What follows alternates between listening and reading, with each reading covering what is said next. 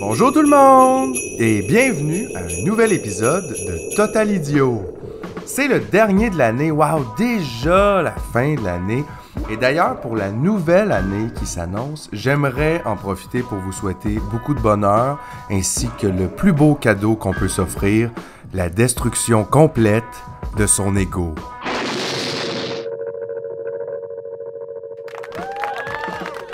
Bon, maintenant que les souhaits sont faits, laissez-moi vous dire de quoi j'ai envie de parler aujourd'hui. Moi, Philippe Signa, j'ai envie de mieux comprendre qui je suis. Mais pas, je dis moi là, mais pas moi là, je veux dire moi, mais vous aussi. Nous, dans le fond, c'est ça, je veux dire nous. J'ai envie de mieux comprendre qui nous sommes.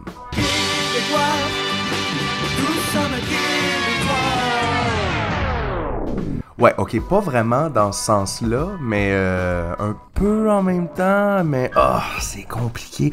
Ça part très bien à date, ça sent le Numix 2024. Laissez-moi m'expliquer. Dans le premier épisode de Total Idiot, j'ai parlé de l'univers, et c'est là que je me suis rendu compte d'à quel point on connaît pas grand-chose là-dedans. Mais j'ai des petites nouvelles pour vous. Il y a un autre univers qu'on connaît pas tant, et je parle bien sûr de celui entre nos deux oreilles. C'est vrai que dans l'histoire de la condition humaine, on a mis étonnamment longtemps à s'intéresser au monde intérieur. Ah ouais, Boris? Dans quel sens? Quand on constatait un trouble psychique, on l'attribuait à une cause extérieure. Ok, mais as-tu un exemple de ça, mettons? On s'est tous souciés de la décompensation de Nabucodonosor. Hein, ça vous a tous tracassé.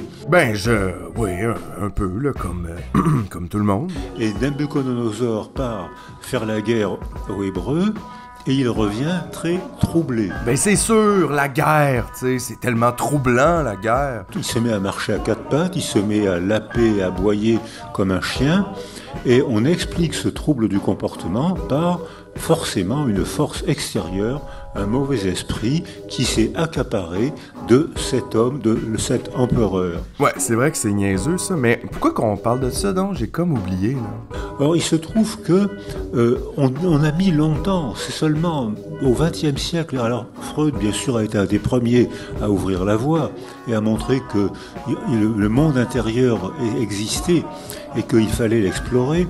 Ah oui, c'est ça! C'est vrai que ça nous a pris du temps, les humains, à comprendre qu'il y a des choses qui se passent à l'intérieur de nous, puis que c'est peut-être pas à cause des mauvais esprits. Non, mais on rit là, mais on a roulé là-dessus longtemps, les démons, hein? Hey, ça devait-tu être lourd? Imagine, t'es en dépression, puis le village au complet essaie de t'exorciser. Chris, tu peux pas te coucher dans ton lit puis écouter ton C-Dogé en paix, non. Le prêtre te crie après en latin. Toutes les épreuves, il m'a secouru et protégé, gloire au Père et au Fils et au Saint-Esprit. Amen. Tout ça pour dire qui on est, comment on le devient et comment on va, c'est trois bonnes questions auxquelles j'aimerais être capable de répondre avant la fin de cet épisode de Total Idiot. C'est qui Total Idiot? C'est moi. Pis c'est qui moi? Je le sais pas. C'est ça, là!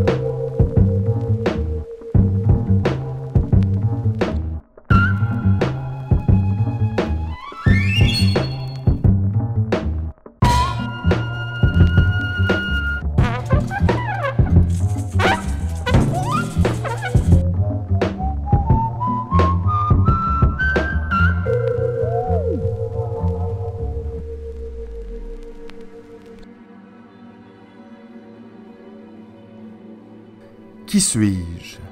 Vous autres, là, vous demandez-vous ça des fois? Mettons, quand vous réveillez le matin, vous ouvrez les yeux et soudainement, vous êtes là. Mais vous êtes qui? Est-ce que votre corps, c'est vous? Êtes-vous votre corps? Un peu, peut-être? Mais qui est réellement cette personne motorisée par ce système complexe de vaisseaux sanguins branchés sur une pompe organique? Serait-ce vous? Votre esprit, vos pensées, votre personnalité, qu'est-ce que c'est ça et comment c'est arrivé là? Pensez-vous que vous êtes biologiquement déterminé à être ce que vous êtes ou au contraire, pensez-vous que votre environnement vous a appris à devenir ça? Êtes-vous vos valeurs, vos idées, vos opinions? Et cette chose-là qui compile toutes les informations, est-ce que c'est vous? Est-ce que c'est votre conscience? Qu'est-ce que ça veut dire, être conscient? Est-ce que je suis un amas de souvenirs et d'expériences entrelacés les uns dans les autres, certains bons, d'autres moins, qui forment une immense fresque devant laquelle chaque matin je peux reprendre le fil de mon existence, comme si je regardais un plan d'évacuation de centre d'achat en cherchant la mention « Vous êtes ici ». Parfait, je suis ici. Maintenant, dites-moi, où est la sortie?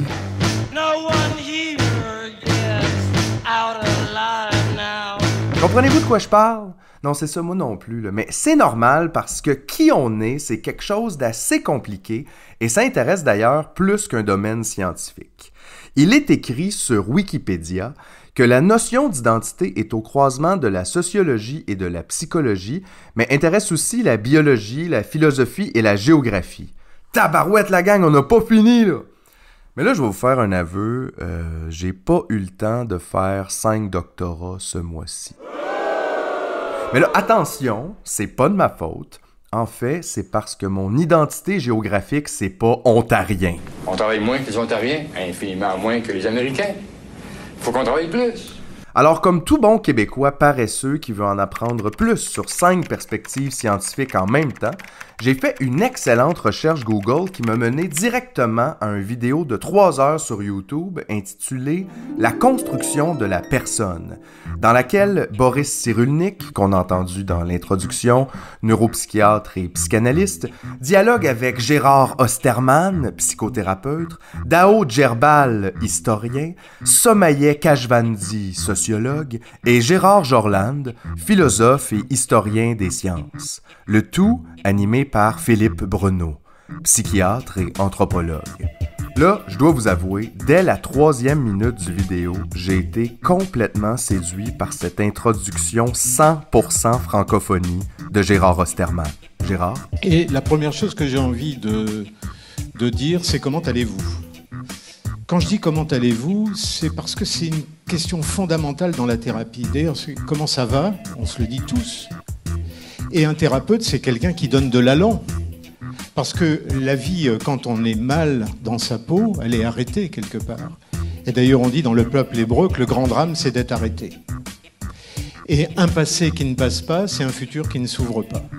Gérard, j'ai une question. Pourrais-tu être plus européen, s'il vous plaît? Impossible. Impossible. Cet homme a le casting d'un psychologue dans Tintin. C'est absolument magnifique. Mais qu'est-ce que Gérard a à nous dire sur la construction de l'identité? Let's go Gérard et va à l'essentiel. J'ai envie de commencer ma petite causerie avec une phrase d'un philosophe que j'adore, qui est Gaston Bachelard, qui disait « Le moi s'éveille par la grâce d'un toit ». C'est joli ça. Le moi s'éveille par la grâce d'un toit et c'est effectivement, on est déjà sous le signe du lien. On est sous le signe du lien et Boris a écrit, je crois, quelque chose comme ça, c'est-à-dire qu'un enfant sans attachement n'a aucune chance de se développer. Assis ou debout, vivant ou mort, ça n'a pas d'importance. Il est, pour reprendre une de ses expressions dans un de ses ouvrages, il se sent comme un épouvantail. Oh, ça c'est très, très, très intéressant. Le moi s'éveille par la grâce d'un toit. Je sais pas pour vous, mais moi, quand je pense à identité, on dirait que je pense à unicité. Mon identité me distingue, un peu comme mes cartes d'identité prouvent que je suis bel et bien moi et personne d'autre.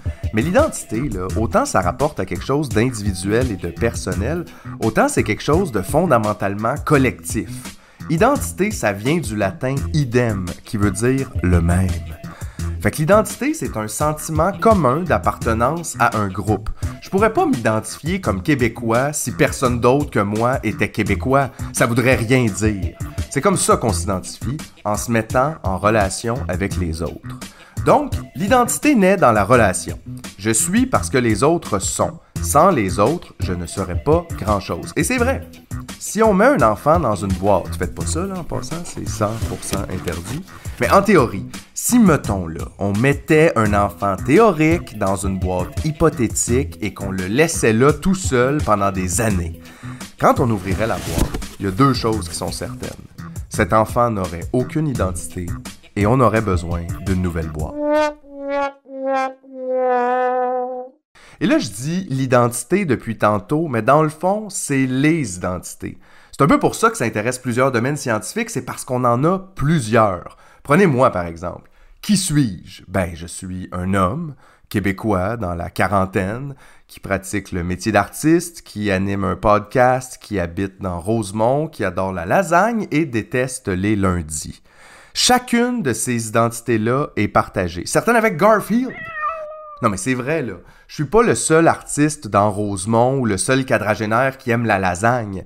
Individuellement et même combinées, aucune de mes identités est unique. Elles sont toutes collectives. Mais à chaque identité que j'ajoute sur la pile de mes identités, sa somme devient à chaque fois un peu plus unique. C'est beau, hein? C'est la plus belle chose que j'ai vue de ma vie. Exagère pas, Francine, là, c'est pas beau de même. Mais là, je me dis, OK, je suis un tas d'identités collectives. Mais là, j'aurai jamais le temps de comprendre tout ça aujourd'hui. Puis anyway, elles sont sûrement pas toutes aussi importantes les unes que les autres dans la construction de mon identité individuelle. Je veux dire, le fait que j'aime la lasagne oriente pas l'entièreté de mon existence. Quoique... oh yeah, oh, yeah, oh yeah, oh, lasagne live. Donc, laquelle de mes identités serait la plus déterminante pour essayer de comprendre un peu mieux qui je suis? Je sais pas si vous avez remarqué, il y a genre 1 minute, quand je vous ai listé mes identités, laquelle j'ai nommée en premier. Julien, on va à la reprise. Prenez moi par exemple. Qui suis-je? Ben, je suis un homme. Je suis un homme. J'ai dit ça sans même y penser. C'est la première chose qui m'est venue en tête quand j'ai voulu m'identifier. Je pense que ça dit quelque chose, ça. Ça veut dire que c'est important pour moi d'être un homme. OK? Dans quel sens? Puis dans le fond, là, c'est quoi un homme? C'est beau un homme. C'est si beau un homme. Bon, ça dépend évidemment à qui on demande, mais je pense qu'on peut s'entendre que chez les humains, on a tendance à diviser la population en 2 grands groupes, les hommes et les femmes. Et il n'y a pas moyen d'en définir un sans y opposer l'autre et vice-versa. Mais comment on fait ça exactement? Bon, il y a des gens qui vont parler des chromosomes. Les femmes sont XX et les hommes sont XY. Il y a des gens qui vont dire c'est les organes sexuels. Les hommes ont des pénis et les femmes ont des vulves. Et après ça, ben, il y a tout le reste, hein? C'est-à-dire toute une liste de stéréotypes comme les femmes sont plus sensibles, plus empathiques, elles aiment le rose et ont les cheveux longs, tandis que les hommes, eux, ben, ils sont forts, ils sont poilus, ils pleurent jamais et ils aiment le bleu, blanc, rouge.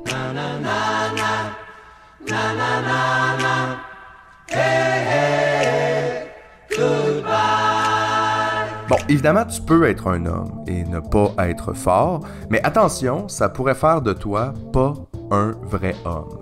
Et de l'autre côté, tu peux absolument être une femme et aimer le hockey, mais ça se peut que, no disrespect, quelqu'un quelque part trouve que c'est pas très féminin de ta part. Donc, ce que je comprends, c'est que pour diviser l'humanité en 2 grands groupes, on va utiliser des critères biologiques et des critères qu'on pourrait plutôt définir comme environnementaux ou culturels. Puis bon, il y a aussi un groupe de gens qui vont rejeter tout ça et accepter que le simple fait de s'identifier comme homme ou femme est suffisant pour définir ce qu'on appelle le genre. Mais ça, on parle pas de ça tout de suite, c'est les woke puis ça fait peur à m'attendre. Là, corrigez-moi si je me trompe, mais j'ai l'impression que la conversation par rapport aux identités hommes et femmes oppose 2 camps. Il y a comme les gens qui disent que le sexe est biologique et qu'on peut pas changer ça, ce serait contre nature. Et il y a des gens qui disent « Hey, le genre c'est une construction, on peut être ce qu'on veut ». Ça me fait un peu beaucoup penser à l'éternel débat entre l'inné et l'acquis. Ah, ça là! Ça, tout le monde est au courant de ce débat-là. Ça s'est vraiment rendu dans la culture populaire, cette idée-là de l'inné et de l'acquis, et la compréhension de base qu'on en a, c'est que l'inné représente les caractères biologiques ou psychologiques que l'être vivant possède dès sa naissance, qui font donc appel à sa nature, à son essence. Et l'acquis, ça serait les caractères post-natals dépendants de l'environnement, et qui sont donc supposés non essentiels, même accidentels.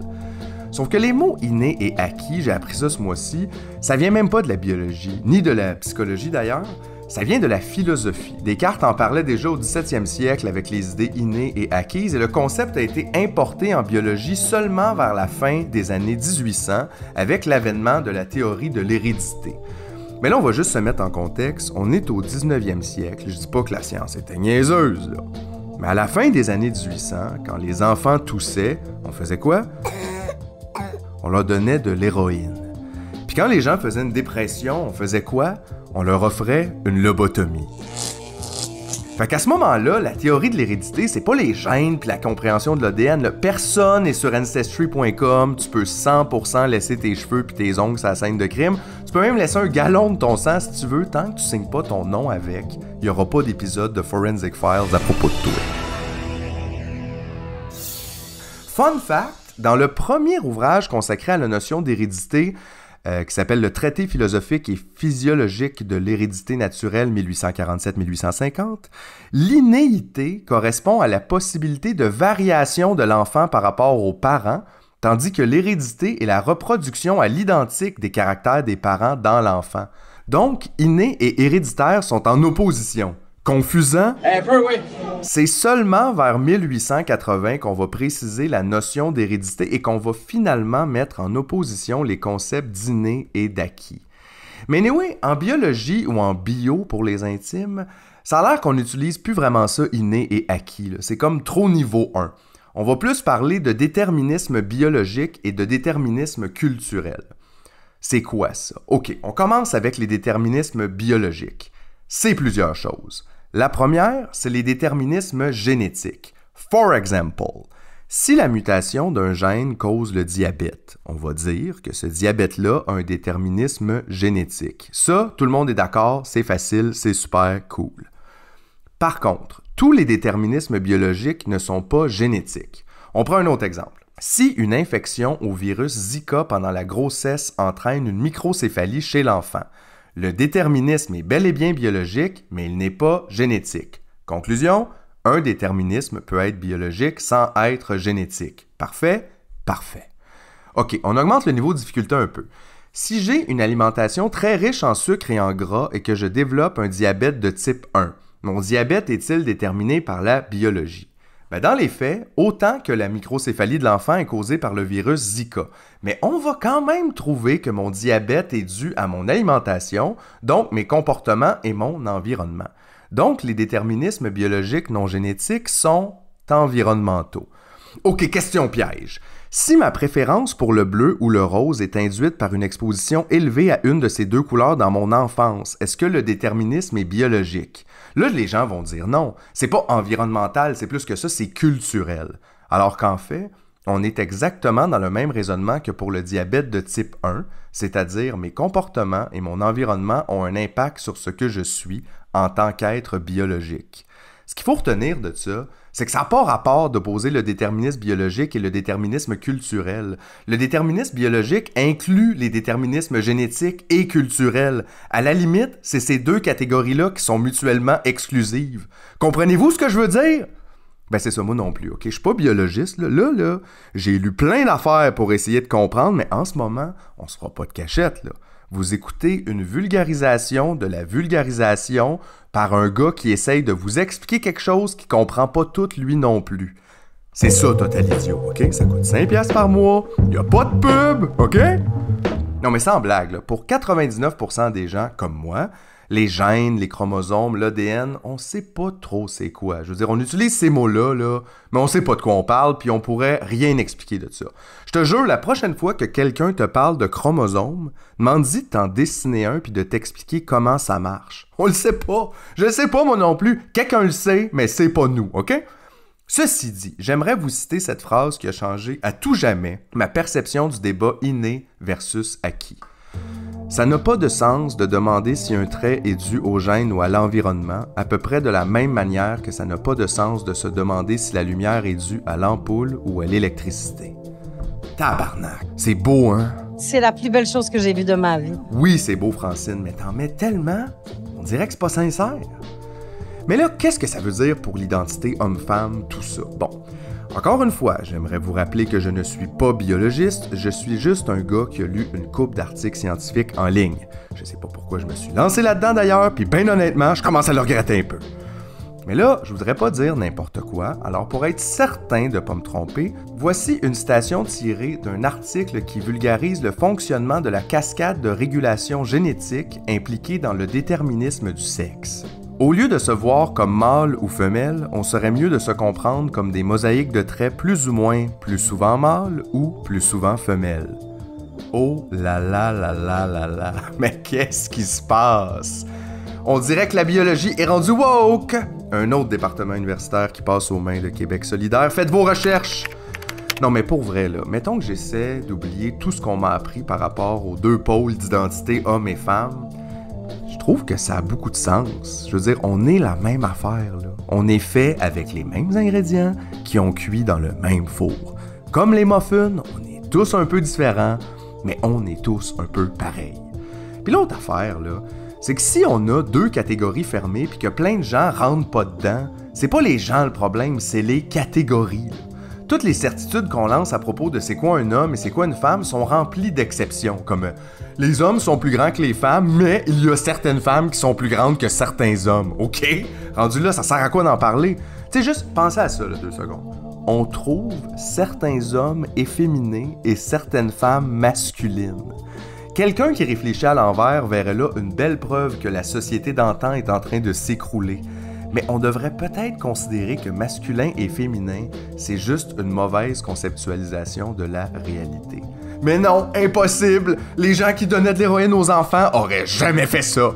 Coudon, c'est qui Total Idiot ici? C'est-tu moi ou c'est tout le monde? La réponse, après la pause. Comment j'aime mon pogo? Encore! Y'en a pas de pause, c'est Total Idiot ici, pas Radio-Canada, on n'en a pas des commanditaires, on fait pas une crise de scène. Mais là, on lâche la biologie un peu. Moi, j'essaye de savoir on est qui. La biologie, c'est super intéressant, là, mais on dirait que ça répond plus à la question « on est quoi? » De la peau, puis des os, puis des chocs électriques dans le cerveau, mais encore. Je réalise que j'ai pas pris la bonne direction. Fait que je me ressente un peu sur ma question « c'est quoi un homme? » Et croyez-moi ou non, je me suis encore une fois retrouvé à l'UQAM, mais cette fois-ci au département de sciences politiques, pour aller poser ma question à Francis Dupuy-Derry, professeur et auteur prolifique.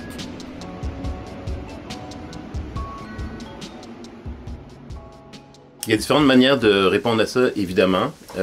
Puis je vais tout de suite préciser que je suis un homme, premièrement. Oui. Mais aussi que je suis ni psychologue, ni sexologue, ni travailleur social, ni psychanalyste. Donc moi, j'aborde cette question-là d'un point de vue que je qualifierais de plus politique. Et donc, souvent, je dis à mes classes et dans des discussions, je commence en disant que, pour moi, l'identité masculine, c'est une identité politique. Et donc, généralement, les gens ne comprennent pas trop ce que je veux dire quand je dis ça. Ça fait un peu bizarre, en fait, de dire ça. Mais avant d'expliquer précisément ce que j'entends par identité politique, je vais dire que je pense que notre socialisation à nos identités de genre, qu'on soit une femme ou qu'on soit un homme, je pense quand même que c'est la socialisation qui est la plus profonde en nous, qui est la plus difficile en réalité à déconstruire ou à imaginer que c'est pas naturel, que ça fait pas partie de notre personnalité profonde. Bon, au moins j'étais pas dans le champ par rapport à ça. Hommes et femmes, c'est des identités super profondes et difficiles à déconstruire. Mais pourquoi? Les parents, dès qu'ils savent le sexe de l'enfant, il est encore dans le ventre, c'est encore un fœtus, là, c'est même pas un enfant, c'est un fœtus dans le ventre de la mère. Ils ont déjà toute une représentation de qu'est-ce que va être cet enfant, qu'est-ce que ça va être sa vie, qu'est-ce que ça va être ses loisirs, qu'est-ce que ça va être leurs espoirs pour cet enfant-là. Puis on le sait, là, on dit que c'est des clichés, mais c'est quand même une réalité. Les cadeaux pour les enfants naissants, les cartes, si vous allez à la pharmacie, là, vous regarderez les cartes pour les enfants naissants selon les garçons et les filles. Encore aujourd'hui, hein, la couleur de la chambre ou la couleur des vêtements.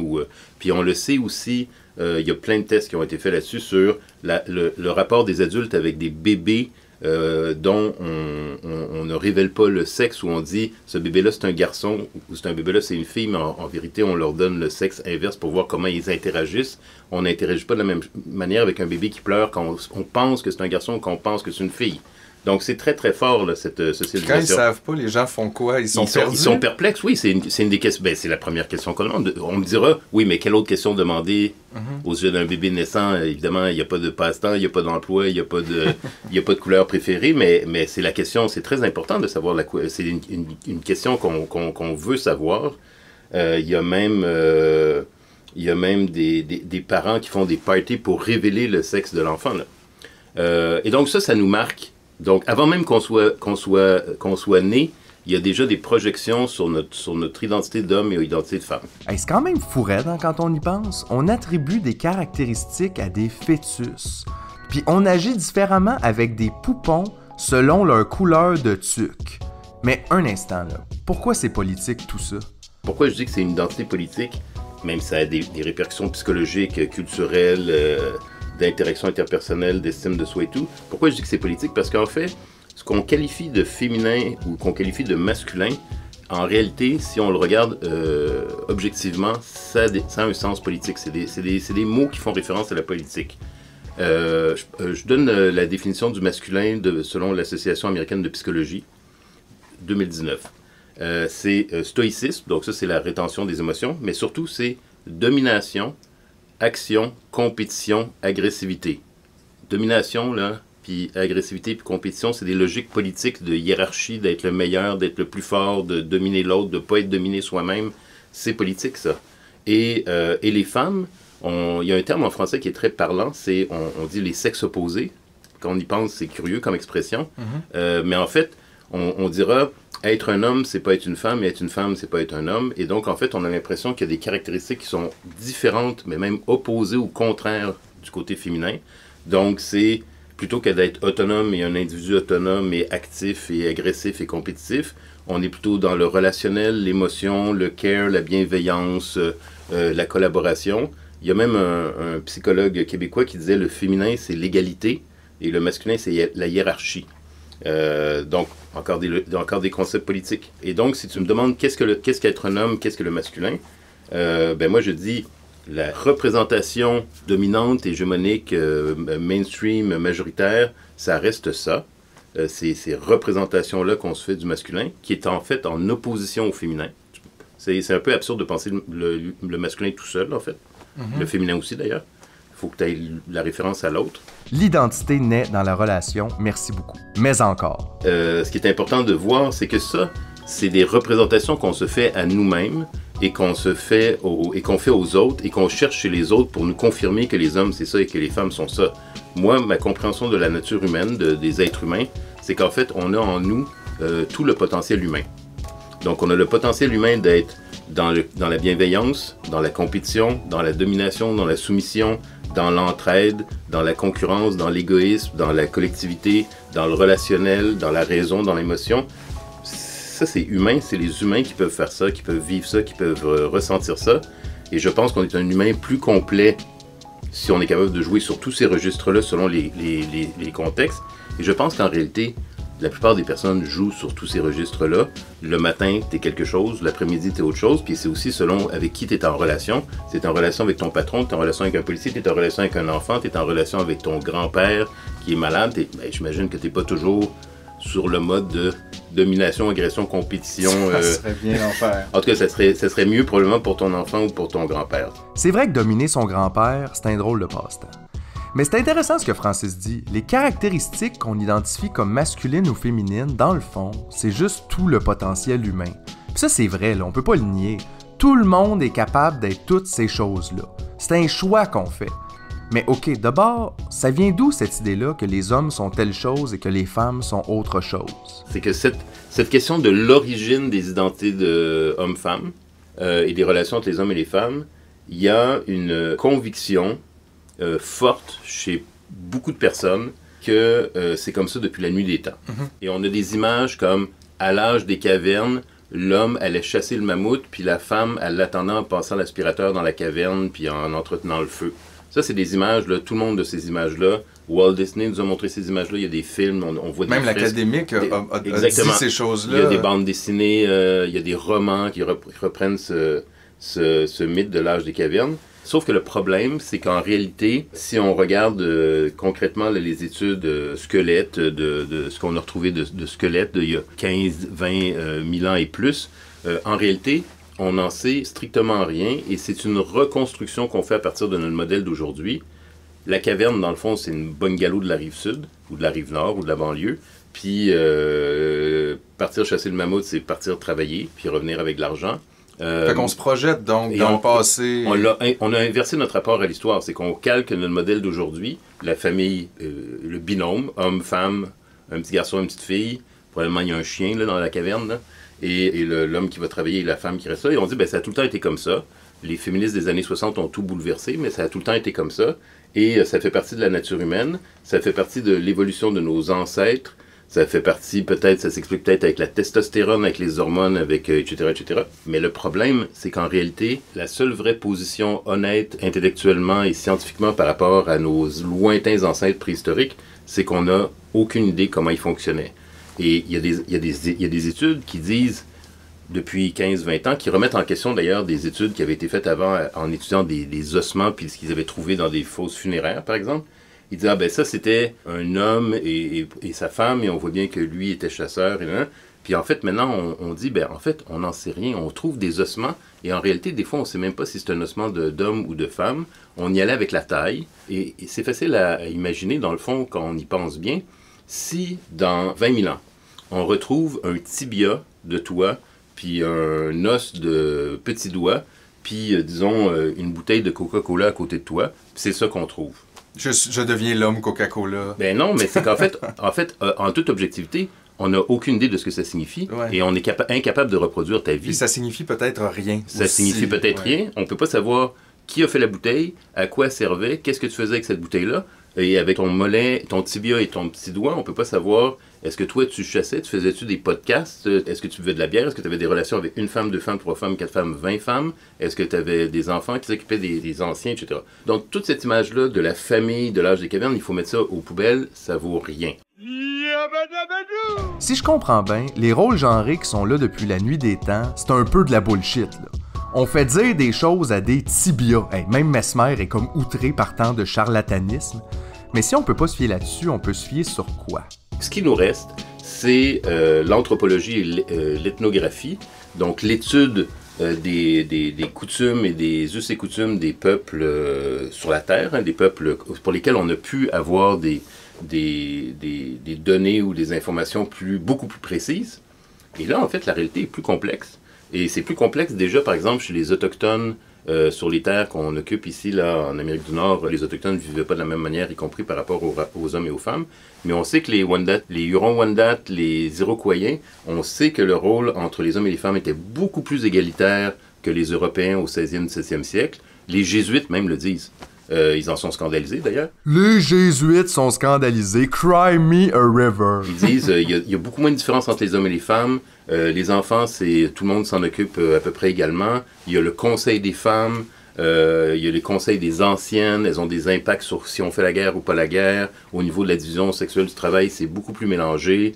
On sait aussi qu'il y a des femmes qui ont chassé, évidemment. Puis évidemment, il y a des hommes qui n'ont jamais chassé. Et donc, en fait, par exemple, par rapport à la société du Royaume de France du 16e, 17e siècle, le Royaume de France du 16e, 17e siècle, c'était beaucoup plus sexiste et différencié selon le sexe que les sociétés autochtones avec lesquelles ils entraient en contact, là. Et donc, en fait, ta question, c'est d'où ça vient tout ça? Ben, en fait, c'est des constructions au fil de l'histoire, mais il y a eu plusieurs tracks différentes qui ont été prises. On le sait très bien qu'il y a des peuples où il y avait un troisième sexe. B-Spirits pour les Autochtones. Des fois, en plus, on changeait de sexe après la ménopause, ou bref, puis il y avait des rôles spirituels qui étaient accordés à la personne qui avait un troisième sexe. Donc, tout ça, c'est donc la construction sociale au niveau individuel, puis au niveau collectif aussi. Bon, déjà, c'est important, ça. Il n'y a pas juste notre histoire qui compte dans l'histoire avec un grand H. La vraie vérité, là, c'est qu'il y a plusieurs sociétés qui ont eu ou qui ont encore des rapports différents entre hommes et femmes. Et n'en déplaise, ça démontre assez bien que c'est beaucoup plus une construction sociale qu'une fatalité biologique. Si c'était une fatalité, tout le monde aurait toujours été comme ça, c'est tout. Mais là, qu'est-ce que j'entends? On dirait, oh mon Dieu, on dirait un homme blanc qui pleure. Ah, c'est Mathieu Bock-Côté. Qu'est-ce qui se passe, Mathieu? Ça va pas? Tu trouves qu'on parle pas beaucoup des Blancs? T'aimerais ça savoir si les Européens, eux autres, ça a toujours été comme ça? Les femmes à la maison puis les gars au bureau depuis le début? Oui ou non? Ok, regarde, je vais demander à Francis, là, va dire le N-word en attendant, je reviens. Pour ce qui est de l'Occident, donc nous, nos rapports hommes-femmes, ce qu'on sait, c'est qu'au Moyen-Âge, donc il n'y a pas 100 000 ans, au Moyen-Âge, les rapports entre les hommes et les femmes étaient beaucoup plus égalitaires. Ah ben tabarnak. Le Moyen-Âge était woke. Hey, pauvre Mathieu, on peut même plus s'imaginer que le passé est un safe space pour nos idées dépassées. C'était moins différencié, y compris au niveau des vêtements pour enfants. La division sexuelle du travail était moins différenciée. Il n'y avait pas ce rapport aussi à l'argent parce que l'homme n'allait pas à l'extérieur parce qu'en fait 90% de la population était paysanne. Si vous avez vécu sur une ferme, vous savez que la division du travail est totalement différente que s'il faut quitter le logement familial pour aller chercher de l'argent puis revenir. Il y avait des femmes qui gardaient leur nom de famille, qu'ils donnaient à leurs enfants. Il y avait des guildes de métiers, les artisans qui étaient composés, qui avaient des membres femmes. Il y avait des guildes juste de métiers de femmes. Il y avait évidemment des reines qui ont gouverné, qui ont levé des armées, qui ont fait la guerre, qui ont levé des impôts. Donc le Moyen-Âge était plus égalitaire que ce qu'on va appeler la modernité, y compris libérale et républicaine du 16e, 17e, 18e, 19e siècle. Mais et ça, c'est là que ça va se crisper. Et donc, la différence entre les sexes, hommes, femmes, une différenciation, les femmes, c'est fait pour accoucher, puis avoir des enfants, puis les hommes pour travailler, puis pour faire la guerre. Ça vient de la fin du Moyen-Âge, et c'est une convergence entre une réinterprétation du christianisme. Donc, l'Église catholique a un gros poids à jouer là-dedans. Une redécouverte de ce qu'on va appeler la Renaissance, une redécouverte des textes, entre autres, ça peut paraître un peu bizarre, là, mais de Aristote. Donc, on a traduit Aristote. Aristote avait une conception très, très sexiste du féminin et du masculin. Le masculin, c'est sec. Le féminin, c'est humide. Le masculin, c'est action. Le féminin, c'est passivité. Toujours en opposition. Toujours en opposition. L'Église catholique a fait ça. Le droit. Les juristes catholiques de la fin du Moyen-Âge, début de la modernité, ont commencé à établir des lois qui punissaient les femmes pour différentes choses. La chasse aux sorcières, ça a eu un impact concret. Et curieusement, le libéralisme et le républicanisme, qu'on croit que c'est des philosophies d'émancipation, mais en fait, c'était des philosophies qui étaient totalement sexistes. Et c'est quand même les hommes qui ont pris le contrôle des assemblées nationales lors des révolutions, des indépendances, et qui ont exclu les femmes de la politique, de l'armée, de bien des métiers, de l'université. L'université est une des causes de nos conceptions sexistes. L'université, en se fondant au 13e siècle, en France, en Italie et ailleurs, dès le début, l'université n'accepte pas les femmes. Elle n'acceptera pas les femmes pendant 700 ans. Là. Donc, je résume. Ça n'a pas toujours été comme ça, et en gros, c'est toute de la faute de l'Église catholique, d'Aristote puis des universités. Beau trio au McDo, ça? Ça vient-tu avec un jouet? Non, monsieur, parce que c'est un very unhappy meal. Mais c'est vraiment fascinant tout ça. Comment ça qu'on n'entend jamais parler de ça? Je veux dire, c'est zéro dans la conversation, là. À entendre parler tout le monde, tu jurerais que les rôles hommes-femmes, ça a toujours été de même, jusqu'en 1960 où les femmes se sont magiquement radicalisées pour devenir féministes, remettant en cause l'ordre naturel des choses. Mais la vérité, là, c'est pas ça pantoute, finalement. Dès la fin du Moyen-Âge, il y a des femmes qui écrivent, il y a des femmes qui perdent le contrôle de l'écriture, des imprimeries. On invente l'imprimerie, il y a très peu de femmes qui sont imprimeurs ou qui ont accès à l'imprimerie. Mais il y a quelques femmes qui écrivent, Mélanie de Gournay, par exemple, ou celle qui a écrit La Cité des Dames, Christiane de Pisan et d'autres, et quelques hommes aussi, Poulain de la Barre au XVIIe siècle, là, qui est un homme pro-féministe, en fait, comme on dirait aujourd'hui, qui défendent la thèse de l'égalité des sexes et même l'identité des sexes. Ils disent, en fait, les hommes et les femmes, c'est pareil, c'est beaucoup plus pareil qu'on pense en tout cas, et en fait, on est victime de l'illusion, c'est que comme on ne les éduque pas et qu'on ne les socialise pas de la même manière, et qu'on ne leur réserve pas les mêmes tâches dans la société, on en vient à penser à l'envers. On en vient à penser à l'envers que c'est ça l'essence, que c'est la nature des femmes, que c'est la nature des hommes. Et donc, Poulain de la Barre et Mélanie de Gournay et d'autres disent au 16e, 17e siècle, ils disent non, faisons l'expérience, ayons une éducation, traitons les hommes et les femmes de la même manière, socialisation pareille, éducation pareille, et leur pari, c'est qu'on va avoir des individus très très similaires. Et c'est une des revendications historiques depuis très longtemps des femmes. Ben oui, mais Francis, comment on est supposé les socialiser pareil s'ils n'ont pas la même couleur de tuque quand ils sont bébés? Ce que je trouve intéressant en jasant avec Francis, c'est qu'on arrive un peu aux mêmes conclusions que la biologie. Je vous cite d'ailleurs un passage de son dernier livre, à Francis, là, pas à la biologie. Il y a beaucoup plus de différences entre les hommes eux-mêmes et entre femmes elles-mêmes qu'entre la moyenne entre hommes et femmes. Et ça, on peut tous le voir. Je veux dire, il y a littéralement personne qui réussit à incarner son identité homme ou son identité femme à 100%. Comme moi, mettons, là. Je suis un homme, mais j'ai pas de gros camion. Fait que je fais quoi, là? Je redonne mes cartes? Veux-tu bien me dire pourquoi on s'impose ça au lieu de juste exister sans se demander si notre longueur de cheveux ou nos centres d'intérêt rappellent sans équivoque la couleur de tuque qu'on nous a acheté pendant qu'on était juste des fèves molles dans le ventre de notre mère? Donc, qu'est-ce que ça apporte d'avoir une division en sexe comme ça de la société? Ben, ça apporte qu'il y a un des sexes qui gagne beaucoup, puis il y a un des sexes qui se fait avoir. Ah, ok. Je commence à catcher, là. C'est pas un hasard, tout ça, ces identités-là, là. Il y a un gain derrière ça. C'est une façon pour un groupe d'exercer une domination sur un autre groupe. Et ça, c'est politique. Oh, c'est le temps de la question quiz! Quels sont les deux mouvements sociaux et politiques qui portent le discours de l'identité homme et femme dans l'espace public?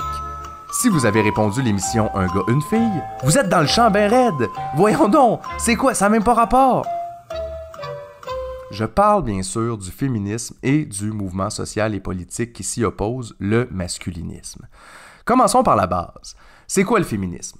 Doctrine qui préconise l'égalité entre l'homme et la femme et l'extension du rôle de la femme dans la société. Maintenant, c'est quoi la définition du masculinisme? Le masculinisme est d'une part l'ensemble des mouvements sociaux qui se préoccupent de la condition masculine et de la défense des droits des hommes, de leur indépendance et de leurs valeurs. Dans un autre contexte, il est l'idéologie de la domination masculine sur les femmes. Le masculinisme dans ce dernier sens s'oppose au féminisme, considère que la notion de patriarcat n'existe pas et que les femmes ont gagné au détriment des hommes, suivant un discours antiféministe réactionnaire. Tabarnak, on a comme pogné une débarque dans le milieu. Ça allait bien au début, là, la défense des droits, puis tout, puis là, whoop! Ça devient comme détester tout ce qui est pas vrai, puis les maudites féministes! En tout cas, ça donne le ton du mouvement. Mais c'est qui ça, exactement, les masculinistes? Donc, généralement, on distingue en quatre. T'as les men's rights, c'est en anglais, je suis désolé, là, c'est de la manosphère, là, c'est beaucoup étudié en anglais. Les droits des hommes, donc avec une plateforme qui s'appelle The Voice for Men, qui est un peu leur navire amiral. Ça, c'est les discours de groupes de pères séparés divorcés, les divorces des hommes, les hommes se suicident plus, souffrent plus des divorces, meurent à la guerre, etc., etc. Les féministes bousillent notre société. Donc ça, c'est... c'est les féministes qui nous envoient à la guerre, ça c'est vrai. C'est sûr, exact. Ouais. Oui. T'es allé, toi, d'ailleurs. Oui, ben j'ai pas le choix. Exactement. C'est là qu'on s'est croisés en Corée, c'est ça? Oui, exact. Puis sinon, c'est pas possible de rentrer à l'UQAM. Donc, voilà, exactement. Ça. Voilà. Donc ça, c'est men's right. Après ça, il y a ce qu'on appelle en anglais les pick-up artists, donc les artistes de la séduction, ou les apprentis séducteurs. Oui. Ça vient entre autres de Canadiens, on peut être fier de ça, là. Ça a été des livres qui ont été écrits de Game, entre autres, puis il y avait Tu te rappelles de Rouge V? Rouge V est là-dedans, qui était venu à Montréal et qui... C'était fait lancer un verre de bière par une femme dans un bar, puis il était parti de Montréal en disant que les femmes de Montréal étaient les plus folles de toutes les femmes du monde qu'il avait connues. Wow.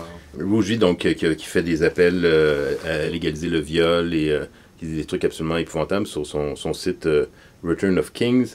Et il y en a d'autres. Et donc, c'était un jeu de télé-réalité là, qui est animé par Mystery, donc les pick-up artists. Donc ça, c'est des hommes qui disent...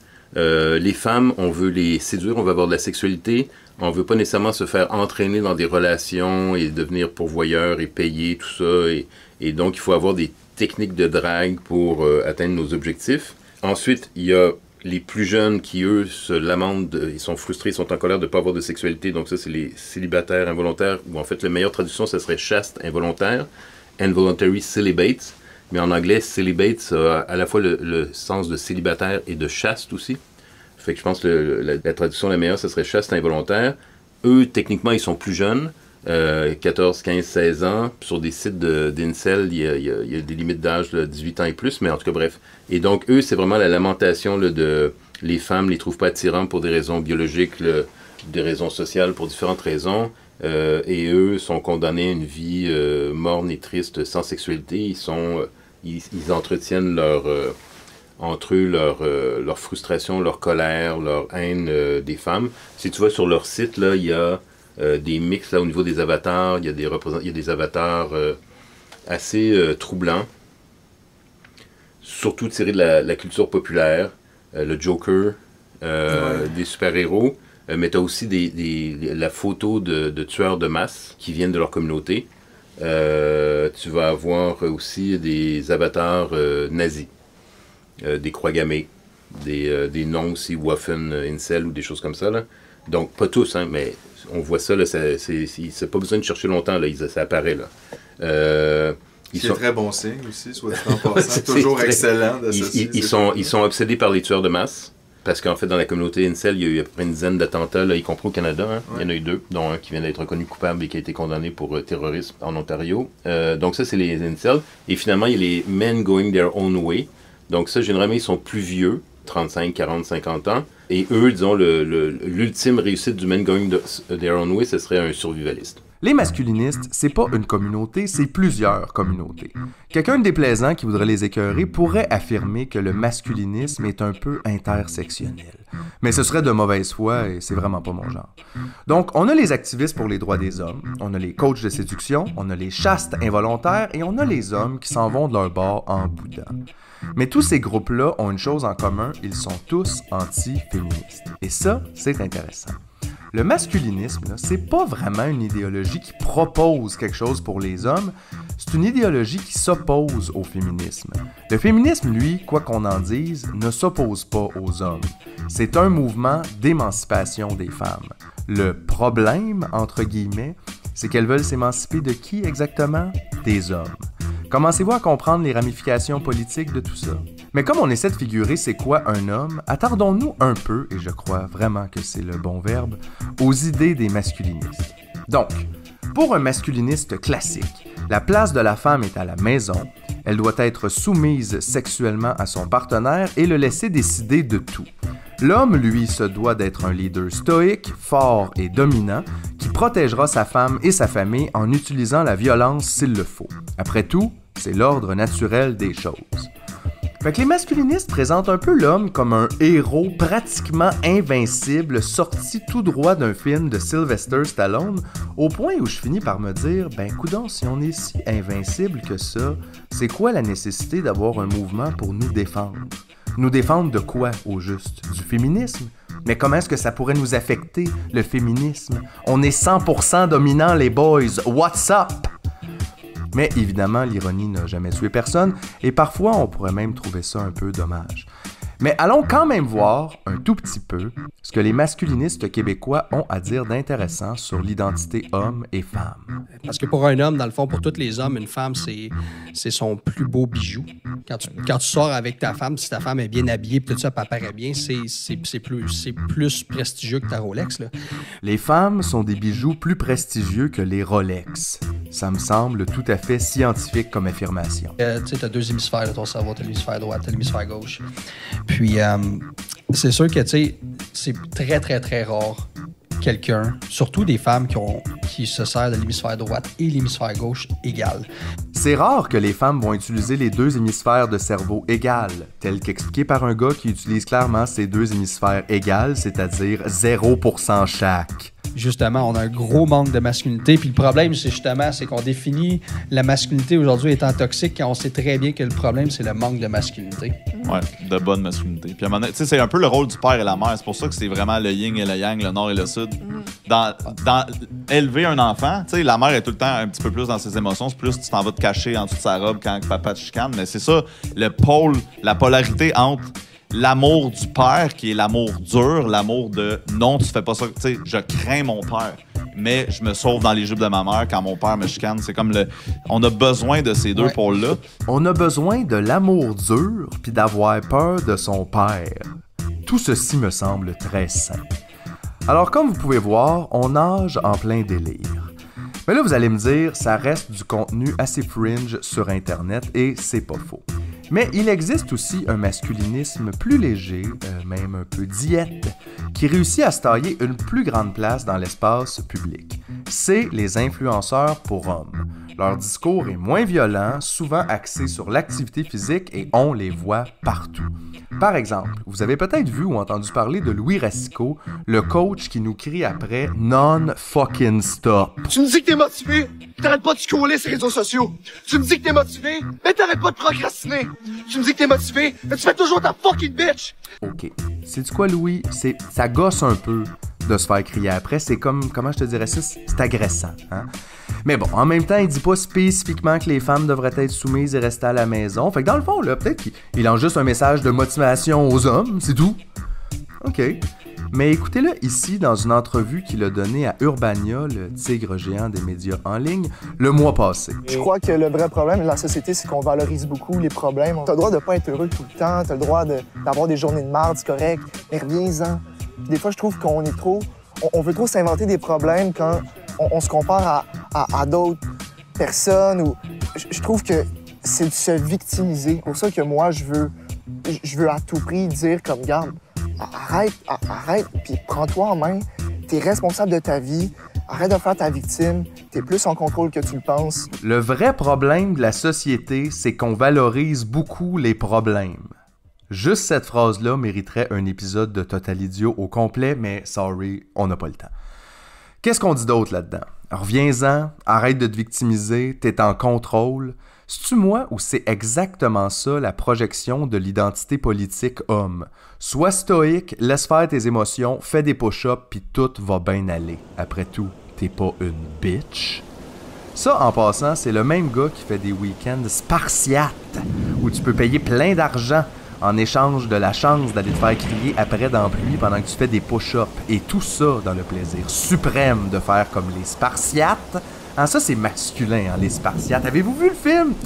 Tabarouette. Ils sont 300, mais pas 300 nonos, là. Des vrais hommes. Chris, c'est pas compliqué, ils battent tout le monde. Ben, je veux dire, pas tout le monde, là. Les Spartiates, là, ils ont perdu des batailles aussi, là. Comme le 6 juillet 371 avant notre ère, ils ont perdu la bataille de Leuctre. Hein? On est tout au courant de ça. Eh oui, ils ont perdu contre le bataillon sacré de l'armée thébaine, composé de 150 couples d'amants guerriers. Opelay curveball! Pourquoi vous faites pas un week-end de ça à la place faire changement? Mais sérieusement, il y a toujours ce problème initial que j'arrive pas à résoudre avec les masculinistes. Si les hommes, on est si naturellement dominants, comment ça se fait qu'on va pas bien? Hein? Vous saviez pas? Les hommes, on va super mal. Scoop! La masculinité est en crise. Ben oui, toi. Je m'attendais pas à ça, mais l'identité la plus dominante du monde est en crise. Depuis quand? Plus longtemps que tu penses. Alors, moi, ma thèse, donc quand moi j'ai commencé à m'intéresser à ça dans les années 80, 90, 2000, après l'attentat à Polytechnique, entre autres, puis finalement j'ai fait un livre, La crise de masculinité, tout ça, puis là, quand j'ai commencé à écrire le livre, je me suis vraiment comme plongé dans des travaux d'historiens et d'historiennes. Je savais même pas réellement ce que j'allais trouver en faisant cette recherche-là. Les universitaires ont fait ça. Si vous vous demandez ce qu'on fait dans nos journées, on fait des recherches par mots-clés. Mm-hmm. Et donc, j'ai mis en anglais puis en français, parce que c'est deux langues que je maîtrise, masculinité, crise, men, crise et tout. Pour voir ce qui sortait. Et j'ai eu plein de trucs en histoire, des travaux en histoire, que je m'attendais pas à trouver, en fait. C'était pas ça que je cherchais des trucs plus actuels. Et donc, j'ai réalisé, effectivement, que en tout cas en Occident, depuis même l'époque de Rome dans l'Antiquité, mais en tout cas certainement la sortie du Moyen-Âge, 16e, 17e, 18e, 19e et 20e siècle, il y a des discours de crise de masculinité à travers des romans, à travers des chansons, à travers des pièces de théâtre, à travers des thèses de théologiens et d'autres. Il y en a presque tout le temps, dans le Royaume de France, dans le Royaume d'Angleterre, au 19e siècle, aux États-Unis, en France, en Angleterre, dans les colonies, au Québec aussi. Et en fait, donc, j'ai réalisé que quel que soit le régime politique, le régime économique, même la religion, le régime culturel et tout ce qui est le droit de la famille, le droit des femmes, le droit des enfants, le droit du travail, le droit de vote, le droit d'être élu, quel que soit le système, que les femmes aient à peu près aucun droit ou qu'en en aient plus, il y a tout le temps à un moment donné des hommes qui vont dire c'est la crise, il y a une sorte de mélange des sexes, de confusion, d'androgynie, d'hermaphrodisme de la société, on distingue plus les garçons des filles, les hommes des femmes, les femmes restent pas à leur place, les hommes ont plus de place. Avant que le divorce soit facilité, les hommes étaient en crise, les mariés étaient en crise parce que leurs épouses les dominaient dans le mariage. Maintenant que c'est facile de divorcer, ben là, elle les domine dans le divorce. C'est dans le divorce qu'on est dominé. Avant, le mariage était une prison pour les hommes. Maintenant, en fait, on est devenu comme des guichets automatiques qui faisons juste payer de la pension alimentaire. Le fait que les garçons aient plus de difficultés à réussir à l'école, c'est quelque chose qu'on constate déjà. On entend ça déjà au 18e siècle. Bref. Ils sont les seuls à y aller. Exact. Et dans tous les moments. Et aujourd'hui, ce que je cherchais, disons plus précisément, là, en fait, j'ai trouvé des discours de la crise de la masculinité partout. Je pense que le seul endroit où j'en ai pas trouvé, c'est sur la station spatiale. Ça devrait venir. Ouais, mais au Vatican, chez les catholiques, chez les juifs, chez les musulmans, en Russie sous Poutine, en Amérique latine, en Palestine du côté des Palestiniens, en Israël du côté des Israéliens, au Maghreb, en Corée, au Japon, en Chine, bref, en URSS quand c'était l'URSS, en Russie aujourd'hui, en Ukraine, il y a des crises de masculinité partout. OK, un instant, là. Avez-vous entendu ça? Rambo a bobo. La masculinité est en crise partout, et ce, depuis au moins l'Empire romain. Sacrement! Les gars, je pense qu'il est temps qu'on se parle, là, pis pas juste de push-up. Qu'est-ce qui se passe? Donc, c'est complètement absurde. Et la conclusion que j'en tire, c'est qu'en fait, c'est un discours de crise, c'est pas une vraie crise, sinon ça n'a pas de sens. Et la question, c'est qu'est-ce qu'on fait avec ce discours-là? C'est qu'en fait, à chaque fois qu'on prétend que la masculinité est en crise, on dit en réalité, soit explicitement, soit implicitement, qu'il faut réaffirmer la masculinité conventionnelle puis qu'il faut que les femmes restent à leur place. C'est ça qu'on dit. Ah, OK. Fait que c'est pas une vraie crise, dans le fond, là. C'est une crise inventée pour réaffirmer qu'il n'y a rien à changer parce qu'il n'y en a pas de crise. En tout cas, il n'y en avait pas avant que ça commence à changer. Comprenez-vous? Mais moi, là, j'ai encore une fois bien de la misère à comprendre comment le dominant est somehow victime du dominé. Ben, c'est parce qu'il y a un bluff, on revient à la question de l'identité. Comme en fait, la différence entre les identités féminines et masculines sont fondées sur un bluff, sur une illusion, sur l'illusion de la différence fondamentale entre les hommes et les femmes, alors qu'on est beaucoup plus pareil qu'on est différent. On pourrait dire que c'est presque logique qu'on sente tout le temps que c'est menacé, parce qu'en fait... Parce que ça n'est pas vrai. Parce que ça tient pas à grand-chose, cette affaire-là. Il faut que le monde y croie. Intéressant. Et donc, et c'est pour ça qu'il y a des choses complètement absurdes, là, des discours de crise de la masculinité sur des phénomènes, tu te dis, mais on s'en fout complètement, là. Les femmes commencent au début du 19e siècle, au début du 20e siècle, mais il y a eu ça au procès de Jeanne d'Arc, là, ils paniquaient là-dessus, puis au 17e siècle, à la cour du roi d'Angleterre et à la cour du roi de France, il y a une panique au sujet de la masculinisation des femmes parce qu'elles commencent à porter les cheveux courts. Donc on voit que ça tient pas à grand-chose. Ça tient pas à grand-chose, effectivement. Si qu'on n'a pas rapport. Mais là, un instant, là. Pourquoi c'est grave tout ça? Je veux dire, si c'est une fausse crise inventée, la crise de la masculinité, ça change quoi que les masculins en parlent? Il y a des imbrications assez fortes entre la manosphère et ce qu'on va appeler la fachosphère. Donc, l'extrême droite a fait comme des ramifications, des liens. Et en fait, c'est pas illogique parce que, puis là, je suis désolé de ramener ça si loin, là, mais si vous retournez à la naissance du fascisme italien entre les deux guerres mondiales avec Mussolini et du nazisme, qui s'en inspire avec Hitler dans les années fin des années 20, début des années 30, en fait, dans les discours fascistes et nazis, il y a le discours de la crise de la masculinité. Les hommes italiens ou les hommes allemands sont en crise de la masculinité et le fascisme, le nazisme va leur permettre de regagner leur virilité individuelle et collective à travers une militarisation de la société et des projets de conquête militaire. Et pourquoi ils sont en crise de masculinité? À ce moment-là, ils sont en crise de masculinité parce que les vrais hommes, là, les vrais hommes italiens, les vrais hommes allemands, ils ont été trahis en fait par une élite bourgeoise qui les a envoyés se faire massacrer dans les tranchées pour rien. Ça, ils ont perdu. Et quand ils sont revenus, ils ont réalisé que leur société était décadente. Elle était contrôlée par les Juifs, elle était contrôlée par les femmes, elle était contrôlée par les homosexuels, elle était contrôlée par les banquiers. Et il faut revenir à une société saine, une société pure, une société forte. Et pour ça, on va revaloriser les hommes et les hommes vont se revaloriser à travers ça. Allez voir les représentations, là, les images de la masculinité et de la féminité d'ailleurs dans l'iconographie fasciste ou nazie. C'est ce que vous voyez là, c'est vraiment avec les marches au flambeau et toutes les fraternités et tout ça là. Donc, en fait, c'est tout à fait logique que dans l'extrême droite, il y a des relents masculinistes avec des appels à la revirilisation des hommes, là. Ah, OK, ouais. C'est sûr que c'est toujours un mauvais signe quand ton mouvement est investi par les fascistes, à méditer. Mais ce qui est vrai, c'est que le potentiel de violence qui découle de ces idées-là est pas juste théorique. Le tueur de Polytechnique, là, il avait des idées masculinistes. Il les a lui-même détaillées dans sa lettre de meurtre-suicide. Et 34 ans plus tard, il y a encore des hommes qui lui rendent hommage en ligne pour son acte de bravoure, c'est-à-dire avoir tué 14 femmes qui avaient absolument rien fait, sauf exister. Fait qu'on peut bien rigoler en écoutant des nonos sur Internet, mais il y a des vraies conséquences graves à ce discours-là, pour les femmes et pour les hommes. Sauf que comme disait Simone de Beauvoir, on ne naît pas masculiniste, on le devient en écoutant des gros niaiseux sur YouTube. Rappelez-vous, il n'y a absolument rien de naturel dans l'identité qu'on s'est auto-attribuée. Tout ça est une grande construction sociale, et comme toutes les choses qu'on construit, on devrait se demander si ça nous sert et si ça nous rend heureux. Et si c'est pas le cas, est-ce que ça a besoin d'être réparé ou d'être tout simplement démoli et remplacé?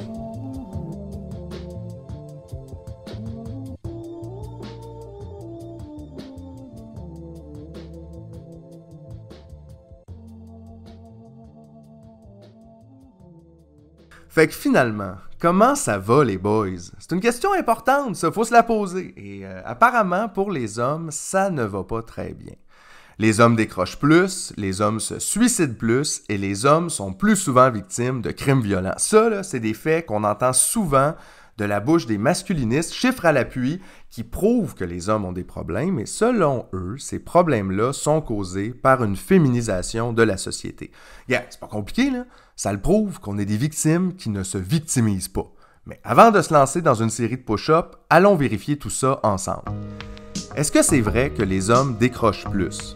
Une des raisons du décrochage scolaire plus précoce pour les garçons que pour les filles au Québec, entre autres, c'est pas que les garçons décrochent, c'est qu'en fait les garçons, ils trouvent du travail relativement bien payant avec pas tellement de diplômes dans un secteur en particulier qui est la construction, qui est à peu près fermé aux femmes.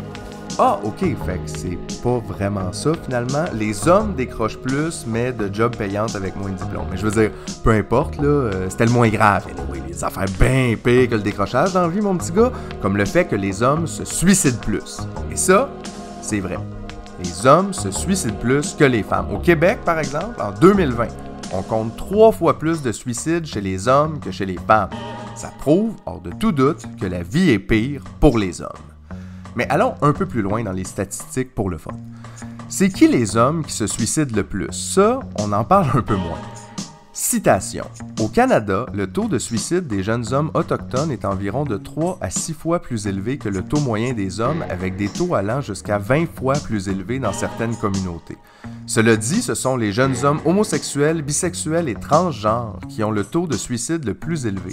Ce phénomène s'explique surtout par la pression sociale à se conformer au modèle hétérosexuel conventionnel. Ok, fait que les hommes se suicident plus, mais pas les hommes qui ont plus le droit d'être des vrais hommes comme dans le temps, là. Au contraire, les hommes qui se suicident sont très souvent des hommes qui ne cadrent pas dans le moule de la masculinité traditionnelle. Bon, ok, je me sens 0 en 2, mais un instant, c'est quand même vrai que les hommes sont plus victimes de crimes violents. En 2021, 192 413 hommes et garçons ont été victimes d'un crime violent déclaré par la police au Canada, ce qui représente un taux de 1015 victimes pour 100 000 personnes de genre masculin et un peu moins de la moitié, 46%, des victimes de crimes violents signalés à la police. Donc, est-ce que les hommes sont plus souvent victimes de crimes violents? Non, mais c'est pas mal égal. Pour une fois, on approche l'égalité, là, hein? Je sais que c'est malheureusement pour un pourcentage de victimes de crimes violents, mais gars, on va prendre ce qui passe. Mais ça aussi, c'est une drôle de statistique à vouloir mettre de l'avant. Parce qu'au lieu de se demander si les hommes sont victimes de crimes violents, pourquoi on se demande pas qui commet ces crimes violents-là? Et j'ai un indice pour vous, c'est pas Annie Brocoli. Moi, c'est Annie et j'adore les tout petits. Bon, ok, je pose la vraie question qui tue. Est-ce que les hommes sont fondamentalement violents? Oui et non, mais c'est-à-dire tout. Les êtres humains ont la capacité d'être violents, ça c'est une première chose. Violent là, au sens le plus simple du terme, là. Claquer une porte, lancer une bouteille. Bon, ma question est mauvaise. Fondamentalement violent, évidemment que non. Mais violent, absolument. Les hommes, on est super violents. On pourrait dire qu'on est les champions de la violence. Dans son livre « Le coût de la virilité », Lucille Pétavin s'intéresse aux conséquences économiques de la surreprésentation des hommes dans les crimes violents. En France, les hommes représentent 96,3% de la population carcérale, 90% des personnes condamnées par la justice. Ils sont responsables de 99% des viols, 97% des violences sexuelles, 99% des incendies volontaires.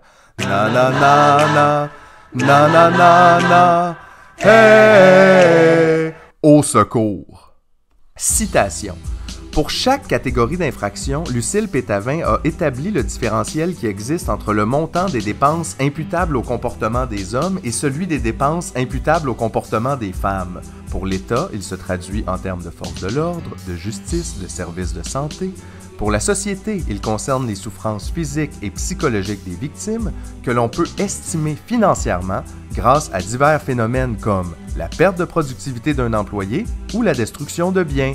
Elle a additionné le tout et est arrivée à un chiffre édifiant, celui de 95 milliards d'euros par an. Aïe aïe! What the fuck, les boys? Hey, finalement, là, c'est peut-être les hommes qui devraient rester à la maison. Pour l'économie, je veux dire. Mais non, mais là, attends, c'est la France, ça n'a rien à voir avec nous. OK. J'ai trouvé une estimation de l'incidence économique de la violence conjugale au Canada en 2009. 7,4 milliards de dollars, c'est-à-dire 220 dollars par citoyen canadien ou une usine de batterie. Et là, on parle juste de la violence conjugale. Réalisez-vous combien ça nous coûte toute cette violence-là? Non seulement en argent, en temps, en service, mais aussi en potentiel humain, en vie. Mais là, c'est quoi l'affaire là, que je suis en train de dire? C'est quoi? C'est tout de notre faute, dans le fond? Les hommes, c'est ça? C'est quoi? On n'a plus le droit d'être des hommes, puis on est cancellés? Oh, attention, là. Faudrait pas commencer à se victimiser non plus. Anyway, se victimiser de qui? De nous-mêmes! Mais sans blague, là, à la lumière de tout ça, il me semble que c'est évident que ça serait bien qu'on commence à remettre en cause l'identité masculine. Mais comment on fait ça exactement? Oui, ben en fait, moi, ce que je dis, c'est un peu le punch à la fin du livre, là, mais c'est d'arriver à la fin puis de dire cette identité masculine-là, comment on la transforme, puis surtout, est-ce qu'on s'en débarrasse comme identité politique puis qu'on arrête d'être obsédé par ça, que ça devient comme un fait anatomique mais qu'on arrête de lui accorder une si grande importance, puis qu'on arrête d'accorder aussi une si grande importance à l'identité des femmes, qu'on traite les femmes comme des êtres humains, là. Donc, deux choses. Arrêter d'être obsédé par notre identité et traiter les femmes comme des humains. On dirait que ça n'a pas d'allure de passer 1 heure à réfléchir pour arriver à ça. Mais nous voici, nous voilà. Puis 1 heure, c'est rien, hein? Ça fait depuis Jules César qu'on va pas bien. Sérieux, je pense que je vais faire une dépression. Puis scoop, c'est pas à cause des femmes. Ok, je suis tanné de parler de ça, là, fait que je retourne au début de l'épisode juste voir si je suis capable de répondre à mes questions. Qui suis-je? Un homme? Comment je le suis devenu? Ah ben là, c'est plus compliqué ça par exemple. En fait, tout ça a commencé avec ma petite tuque bleue. Et comment ça va? Ben c'est ça, on en a parlé, là, ça va pas super bien. Fait que là, on fait quoi, là? On continue de blâmer les féministes, la génétique, puis le bon vieux temps, ou on essaye de changer collectivement? Parce que la bonne nouvelle, là, c'est que l'identité, c'est pas fixe. Ça change, ça se transforme. C'est pas vrai que les gens changent pas. Les gens changent continuellement, même sans le vouloir. Nos cheveux poussent, on vieillit, on apprend quelque chose de nouveau, on divorce, on déménage, on change. Et même si on fait rien, le monde auquel on s'identifie change aussi. Il y a des partis politiques qui disparaissent, il y a des pays qui changent de nom, il y a des équipes de hockey qui déménagent au Colorado. Mais est-ce que le monde change parce que nous on change ou on change parce que le monde change? Sûrement un peu des deux, qu'en pensez-vous? Mais il y a une affaire qui m'inquiète, par exemple. En réfléchissant à tout ça, je réalise qu'on fait tout le temps ça, les humains. Se diviser, se hiérarchiser, se battre. On fait ça entre les peuples, on fait ça entre les générations, on fait ça entre les sexes. C'est quoi notre hostie de problème? On est-tu capable d'entrer en relation avec les autres autrement que ça? Et donc, en fait, les êtres humains coopèrent tout le temps, partout. Moi, puis là, je te lance sur une autre piste, là, parce que moi, je travaille aussi sur l'anarchisme. Et on dit souvent que les anarchistes ont une vision trop idéaliste de la vie. Ils pensent que les gens vont coopérer puis que c'est complètement absurde. Et moi, je dis non, les anarchistes, en fait, ils sont pas optimistes du tout, ils sont en fait pessimistes. Parce qu'en fait, si les anarchistes pensaient que la nature humaine était bonne, les anarchistes diraient, on peut avoir des chefs, puisque les chefs vont être bons. Et en fait, les anarchistes sont pessimistes. Les anarchistes disent... On peut pas faire confiance à personne avec le pouvoir. Avec le pouvoir. Ouais. La question, c'est la structure de ton organisation. Et les anarchistes disent, en fait, si on observe l'humanité, ce qu'on constate dans l'humanité, si on observe les animaux aussi par ailleurs, ce qu'on constate, c'est que la vie, il y a à la fois le potentiel de coopération et d'entraide, et il y a à la fois le potentiel de conflit et de domination. Et donc, en fait, ce qui fait qu'un potentiel va primer sur un autre potentiel, c'est l'organisation sociale. Et donc, si ton organisation sociale, tes institutions, la répartition des ressources, des richesses, du pouvoir, etc., si c'est pyramidal, comme les êtres humains sont à la fois capables de coopérer, et ça c'est les indus comme les organisations, sont à la fois capables de coopérer, de l'aide mutuelle et de bienveillance, mais ils ont aussi la capacité de la domination, de l'arrogance, de la prétention, etc., en fait, pour favoriser l'émergence et le déploiement des caractéristiques qui sont plus positives de bienveillance, de coopération, tu organises ta société de manière plus égalitaire. Mais si tu organises ta société de manière pyramidale, tu vas avoir des gens en haut de la pyramide et le pouvoir corrompt et le pouvoir absolu corrompt absolument. Et donc, quand tu as des structures de hiérarchie, puis tu as des gens qui sont au-dessus puis des gens qui sont en dessous, tu augmentes énormément le risque que les gens au-dessus, ils laissent libre cours parce que c'est ça qu'on leur permet de faire à leur potentiel de domination, de destruction, d'arrogance. C'est vrai que c'est un peu pessimiste ma façon de voir les choses. Comme dirait un grand sage que je connais, le vrai problème de la société, c'est qu'on valorise beaucoup les problèmes. J'échappe pas à ça.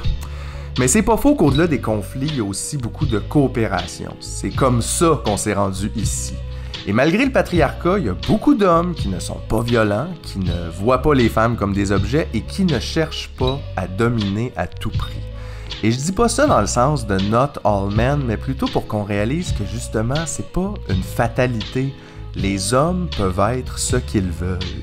Ça me fait penser à une citation d'un de mes auteurs préférés, Kurt Vonnegut. « Nous sommes ce que nous prétendons être. Nous devons donc faire attention à ce que nous prétendons être. » J'ai commencé cet épisode-là en voulant en savoir plus sur qui je suis, mais finalement, j'ai surtout l'impression d'avoir appris ce que je ne suis pas obligé d'être. Ce que je retiens surtout, c'est qu'on a une fâcheuse tendance à tout voir de façon binaire. On fait ça avec tout. L'inné et l'acquis, l'homme et la femme, le jour et la nuit, Dominique et Martin. Mais force est de constater qu'il n'y a à peu près rien qui est binaire dans la vie. Pourtant, on adore ça, catégoriser les choses en deux parties opposées. Le jour et la nuit, mettons, ça a l'air binaire, dit de même, il y a le jour, il fait clair, il y a la nuit, il fait noir. Mais on claque pas des doigts, c'est le jour, puis on reclaque des doigts, c'est la nuit, non. Il y a le matin, le midi, le soir, le soleil monte, le soleil descend, le jour devient la nuit, et doucement, la nuit redevient le jour. Le jour et la nuit, c'est un grand spectre sur le thème de la lumière. Fait que finalement, tout ce qui est binaire, là, le jour et la nuit, l'inné, l'acquis, Dominique et Martin, l'homme et la femme, c'est peut-être pas des opposés, mais plutôt les multiples expressions de la même essence. C'est la plus belle chose que j'ai vue de ma vie. Oui! Là, c'est vrai que c'est beau. Tu vois, faut juste choisir tes moments, Francine. C'est tout pour cette fois-ci. Prenez soin de vous. Mon nom est Philippe Signa et je suis ce que je veux.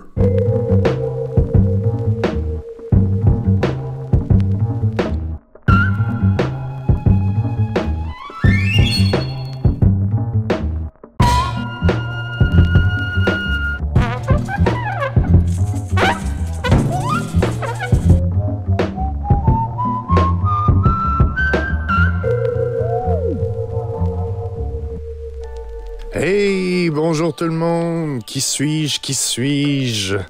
Quel épisode fascinant! Mais aujourd'hui, je suis Julien Charbonneau, monteur de l'épisode de Total Idiot, et je suis ici pour vous remercier de nous avoir écoutés et de nous encourager parce que sans vous, ce projet n'existerait pas.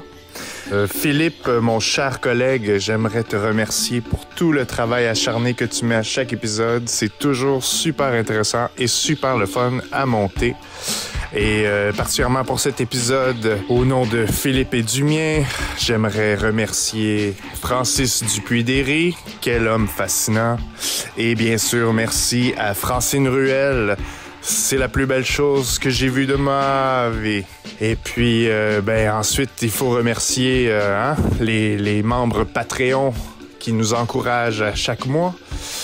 Donc, merci à Adam B. Bolduc, Alexandre Dubuc, merci Alexandre Girard, merci Alexandre Morène, merci Alexandre Proux, Alexis Bernard, Anaël Haché, merci Anthony Savoie, merci Ben et Joël, merci Boubou, merci Caresse ta vie, merci Caroline Fournier, merci Chloé Leroux, merci Christian Bissonnette, merci Danny, merci Dave à -2, j'espère que tu vas monter un petit peu plus haut. Merci David Abbé, merci Dino Lapine, merci Dominique Roussy, merci Eat the Rich, merci Enola, merci Éric Lauzon, Félix-Antoine Jaudoin, Flavinsky Molotov, merci Jean-Christophe Bellil-Pipon, merci Jean-Mathieu Chénier, Jean-Michel Brassard et Jean-Michel Filion. Merci Jean-Philippe Lévesque, Jessie, Jim Bad, Jimmy Bob et Joli Cœur. Merci à Jonathan Valcourt, JP Dolby, JSDC, Julie Beauregard. Merci à Julien Laumonier, Julien Millette et Jérôme Turmel. Merci à Kevin Duchesne, Lénie Marchand, Manon Landry, Marc Lecourt et Marc-Antoine Simard.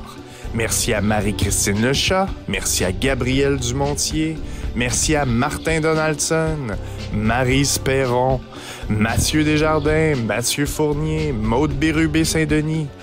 Merci à Maxime Sabourin, Maxime Sauvage et Mel B. Merci à Michael Archibald L. Montferrand-Guérette.